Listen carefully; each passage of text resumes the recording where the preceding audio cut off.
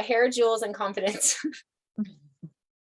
Because I think it'd be fun. I know. You guys, I'm here with Jacinda, and we're going to do some chit chat. This is episode number 2 of the unofficial chit chat. Oh, hold on. Hold on. Okay, sorry. How are you, Jacinda? I am fantastic. It is so beautiful here right now. I'm so excited about this weather. Where are you at? Where are you Upstate New York. So what's the weather? It is like 65 degrees. It's so nice. It's so nice. I'm in Illinois and it's probably 65, but it's really windy today. So we're streaming over to my personal page. We've been just hanging out. Lindsay was in last week. You're in this week. And Jacinda and I met online. And I still think it's crazy. You told me we met through a paid ad. I'm like, I don't even remember that. I feel like very quickly we just connected, and now it's been over a year probably, right? Yes. Well over a year. Yay. Yep. December 2020. Oh my gosh. Okay. So in Chick Chat, we just chat. And so if anybody's watching us, say, hey, if you know Jacinda, tell her you're here, tell her you love her. And I said, we're going to talk about hair because I want you to talk about your hair. And I figure we can talk about jewels, or we can talk about whatever. And we want to talk about confidence or limiting beliefs or all the good things that you're good at helping people with. And it's literally just a relaxed 10 minutes chat. So absolutely. First things first, tell us who you are in your normal life, and we can talk a little bit about business, what you do in business. Okay, well, my name is Jacinda Bell, for those of you who don't know who I am. And I am a mom and bonus mom of 10. I have the very 3 oldest are my ex-husband's children that are mine. They're not my birth, but they are mine. And then the next 3 are my first biological children. Then the next 3 are my husband's children from a previous relationship. And the very last one, who is 4, is ours together. We have 5 granddaughters, 1 biological and 4 that are bonus. And we have another biological grandbaby on the way. My oldest firstborn daughter is going to have a baby in October. It is way different than having a son who's going to have a baby. I bet. Let me tell you. I'm going to make sure we're streaming. Okay. So, and do you want to tell us how old you are? I am 39. Oh my God, that's so crazy. I'm like, I'm 44 and I'm not a grandma yet. I can't imagine. Is it totally different than being a mom? I don't really think so. I mean, besides the fact that you want to smother your grandchildren and you don't want to do that with your own children. I don't I think that's the biggest thing. And I don't understand that logic yet, but it's a thing. Like as soon as, we had grandbabies, I was just like, oh my God, I got to do everything. I just have to have it all, give it all. And I don't know. I wanted to do that for my own children, but not in the same way. Yeah. So it's weird. I've heard it's exciting. Like you just want to eat them up instead of be like, go to your room. Yeah, basically, yes. I don't know, because you have a 4-year-old. Mm-hmm. I'm like right now, and dear Lord, please let it be like a good 10 years. But right now, if one of our oldest boys had a kid, I'm like, could I want to eat them up? Because I'm still so suffocating in the life of littles, So is it hard? Because Jeremiah's 4 and now he's like an uncle to kids that are right. Is that right? Is he an uncle? Yep, he is. Yeah, how that works. So is it a lot of fun having his? It is. He's actually younger than 2 of the bonus granddaughters, and he's only a year older than one of them. So they actually fight more like sister and brother than uncle and niece. But it's really neat to see how he responds to babies. So I think it's really cool. That's fun. Tammy Rebellino says, hi, she's here. She loves you both, loves us both. Hey, Tammy. Hey, everybody who's here. Say, hey, if you're here, if you're on replay, let us know. This is just something that I have started doing mostly with my impact maker students, which Jacinda is, just saying, hey, let's go hang out on social. Let's tell more of other people's stories other than just mine. So we could talk about your hair because it's a hot topic. You don't have to tell the whole story. It's totally up to you. But we met through virtual party challenge, right? Yep. And then you moved into our full program. You came under a partial scholarship. You moved into the team side of our business, and that has kind of helped you grow your own business, but with network marketing. And then you had a shift in there, but then you've also now kind of scaled and you're doing kind of a next level thing for yourself. So talk to me just in general, or talk to everybody here just about the business journey that you've been on and the life journey you've been on over the last year and 3 months since we met. So I've actually been in some type of network marketing since I was 18, off and on. In the last year and a half, I've actually, when I first came into your virtual parties challenge, I think I was a consultant for like 5 or 6 companies. You know, I am a huge kidnapper. I will be honest. I love discounts, but I do try to sell the product. It's not that I just do it to do it. But I've had my biggest struggle in at-home business is to find the right one, the one that I connect with the most on all areas of it. So there's times where I'm like, okay, well, I really like this aspect of it, but I don't like the background of it, or your upline, or there's so many pieces to the business that I don't always click with all of them. And in order for me to believe in something and to sell it, I really need to be 100% in belief of it. Yeah. And I hadn't found that for a very long time. And I actually did find it with Park Lane. I think it is amazing. So I'm really excited to do a launch. Finally, Yay. Finally ready.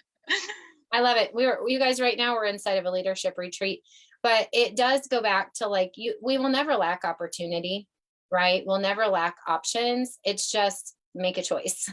And so if anybody can resonate, if we have a lot of network marketers, direct sellers who are on my personal page, and a lot of people who have done it before, and you can understand what Jacinda's saying. Like on the front side, they're all the same. You sell some products, you build some teams, you build out your follow-up sequence, you share it however you want to share it. But behind it is you have to have a product you believe in. You have to have yourself that you believe in. And I don't think you've really struggled there as much as some people do, although we do struggle, right? You have to believe in the industry as a whole, and you have to believe in your company. And if there's a lack of belief anywhere, it's going to stall you out. And sometimes it is a journey, like to find the package. And it is cool that in this industry, and this is why I love being a coach for the industry, not just for a company, is find what resonates for you, right? So Jacinda and I are in the same company now. But when I looked at that company, I'm like, I don't know if I'm a jewelry girl, because I was like, what does that really mean to sell? Because I had all these like things that I thought it meant to sell jewelry, and I had been with health and wellness. And so I'm like, well, health and wellness, we help people, and jewelry, we just sell. And I'm like, but is that true? Because when I started wearing earrings on camera, that helped me feel more confident. Absolutely. I like the little thing, I put my hat, I'm like, okay, so I was using it for me. And then I got in on a good customer deal, and I was like, well, that helped my budget, right? And I really do want to get some new jewels. I just didn't know where to start. And then I learned more things about jewelry being a serotonin booster and a conversation piece. And I was just like, oh, behind it is different things that I didn't understand because I was only looking at the front. But you have to get in, like you had to with your multiple companies, to really figure it out. So you started really figuring out what resonates, and what has been the best part of online business and what has been the biggest struggle. So the best part is that I don't have to worry about going in and out of work somewhere, asking for time off. If I have doctor's appointments with the kids or have to go anywhere, I can even go on vacation and still take my business if I want to. Yeah. I, for the most part, over the last year, did a lot of my lives out of my car. We only had one vehicle, and my husband worked 60 hours a week. So I was driving back and forth, and then I have to take my son to school every morning. So I have to drive to do that too. And a lot of the times that I'm doing those things, I'm on a live or I'm doing a training. And with working in one building, you can't do that. You can't do any of that. So I would be missing out on either my family life, which is almost impossible, or I'm missing out on the business part, which is also a socialization part. And let's face it, you can either, stay isolated and secluded and not have, anything, or you can do something virtually and be face to face now with almost anybody and have that, you know, the same type of face-to-face communication, but not necessarily like the touch. But it's still like over the last year and a half, I've met so many wonderful people through here that I would not have succeeded in the pieces that I have succeeded in without everybody here. I've had friends, and I have the most wonderful husband who supports everything I do. Even if he doesn't like it, he supports it. And it wasn't the same. It just wasn't the same as having a bunch of other women that are doing the same things you're doing, same struggles, same lives, you know, with differences, of course, but, you know, and still being able to build each other up. And that has really been the biggest thing for me, which brought me to my biggest passion, or realizing my biggest passion.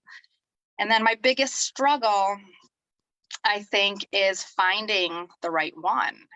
Every time I would learn something new, I would implement it into one of the businesses, and then they're like, well, this isn't really working, or this isn't fit for me. And then I was like, okay, so let me try to do it in this one. And so that was my biggest struggle. So I think now I'm finally ready. No, I don't think, I know I'm finally ready to actually start taking all of those things that I've learned and start actually implementing them, putting them into action. You know, I have a plan, I have a goal. And I think that's where I lacked before as well. Like, I was like, oh yeah, I want to do this. I want to have money. I want to, you know, have things, but I didn't have a specific goal. I wasn't actually reaching for something. I was just reaching in the sky for nothing. Yeah. Yeah. It's true. And when we were talking in Ignite Your Impact Leaders Retreat this week, it's really about having clarity on what you're doing, having conviction about it, and then aligning that with the systems, the strategies, and the processes to now you know what you're doing and how to do it. And that community side, and Christina said the same thing, it's so important to have supportive people. You have a supportive partner, but he doesn't understand what we do in business. And some of you don't have supportive partners, but you can partner with the people in the communities that we build because we all have a common goal. So that's really cool. Okay, so before we end, I'm going to ask you one question that's totally random. And then another one, I want you to tell everyone who you really help and how you help them, because it's not just your jewelry business, and how they can connect with you. But before we do that, do you want to talk about your hair? Sure. Okay. I have no problems talking about it now. So And you could go deeper. You could just go, not, but I love your hair. Jacinda is not rocking the short hairstyle because she was just like, I think I want to have short hair. How did you end up with short hair?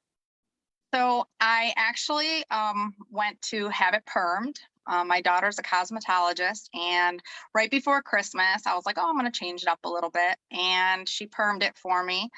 And neither one of us had even thought that anything would happen, because I had my hair bleached over a year ago, and it still fried my hair. It literally just kinked up, crumbled, and like you could pull it and it was like a rubber band. It just stretched and went back. And I'm like, oh, that's not good. My scalp was burned up here, and a little bit on the sides, and a little on the back. So she came back over, and we originally tried to just shorten it, and we actually played a prank on my husband because he was at work, and sent him like a mohawk, and it was kind of kinky because it was still permed a little bit, but it was, yucky. And he goes, oh no, oh, what are you doing? And then we're like, so we even folded a little more, and then we only did like half of it. So it was like a side one a little bit. And he's like, okay, so you're just messing with me now. That's not real. But, I didn't want to shave it all the way because I was really apprehensive about all the scars on my head. I am a survivor of domestic violence with my ex-husband of 14 years, but I'm also a victim of child abuse. So I have scars on my face. I have scars on my head. I have scars a lot of places from most of my life being abused. So because it was my daughter shaving my head, that really, really bothered me. And I said, if you want, I can do it. And she goes, no, it's okay. And as she started doing it, she was like, oh my God, wow, we've never actually been able to see the scars. I just knew they were there. And, we cried for a little bit together, and Don't make me cry. Everybody's gonna be crying. This is such a strong. I'm really proud of you for. I did not ask you to go down this road, but this is such a it's strong part fine. of your story and It resilience. So is. okay, So, leave your butt cheek. we hugged, and I told her, she apologized to me, and I said, what are you apologizing for? And she said that these things happen. And I said, but you know what? I'm still here. And it was at that moment that I realized that these scars aren't something to be ashamed of, and they're not something that, should bring me pain. It should bring me courage. And it does now. And I just told her, I was like, I'm still here though, these are now my strength, and now I can help somebody else. And, I don't know how well she took it, but, she just she's always been pretty quiet. So she just kind of nodded her head and gave me a hug, and, she touched them. And then my husband seen them for the first time too, and my other kids, and, they all said the same thing, but Mom, it's okay because you're still here, and that's what's important. And when I posted that online, I was not doing it for sympathy or for that attention. I definitely wanted to make it clear that I didn't do it for medical reasons, because that's usually people's first thought. And I just had a huge pour out of people, and that even brought me more strength and more courage. And I don't know if anybody's noticed on some of my personal page, on my personal page and on my Instagram, this is Child Abuse Prevention Month. And for the first time, I am publicly talking about my child abuse. Wow. So, and I owe that to a lot of the people from Impact Makers and the Social Sales School group, because without all of these women and without you guys, I really wouldn't have had that courage. So I thank you. It's so incredible because first of all, you're getting comments on this, and go follow Jacinda to be able to do that and step out. And you didn't hide, you're like, we're on your hair journey with you, but we're on your life journey. And to find that courage in a place that, you're like, I'm coming in for a party tip. And now look at your life a year and 4 months later of building these relationships, building yourself and stepping out. You now have the platform to help people in a way that you couldn't before. Because when we hide our stories, and we talked about this in leadership, this retreat today, our story, we have to acknowledge it. Like, it happened. It's real. It's true. It was painful, but we don't have to stay in that pain. We can move forward. And your choice to move forward was probably not easy, but it's made easier because you have those arms around you. So I'm so glad we've gotten to be a part of that, because it's certainly not the first time I did a call with you. It wasn't about anything like this. It was like, how can we grow your business, right? And we truly grow ourselves and our businesses simultaneously, and we become the people that we knew we were capable